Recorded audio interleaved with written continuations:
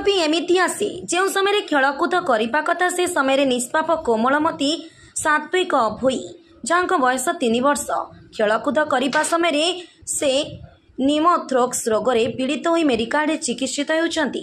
सात्विक भोई घर बालीपाटना ब्लॉक गिरींग ग्राम बापा नाम सरोज कुमार भोई से जड़े दिन मजुरिया दलित संप्रदायर लोक अटंती।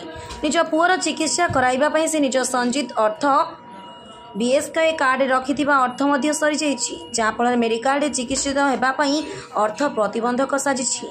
पुत्रर चिकित्सा आर्थिक साहाय्य जोगाई देवाई बापा माँ आकुल निवेदन करिसेंति।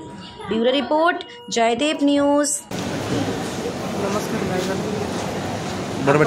आपण मैंने जमी मो प्रति आज पर्यंत सहानुभूति और साहय हाथ बढ़ाई सेमती हाथ रखि मो मो पुओ दयाक मुझे अनुरोध करी आम स्वामी स्त्री आगे आम पाखे ना अर्थ बल अच्छी ना लोक बल अच्छी कि ना आज्ञा कुनी पिलाटे जिते कष्ट कर रही मानने कष्ट तो बयान करें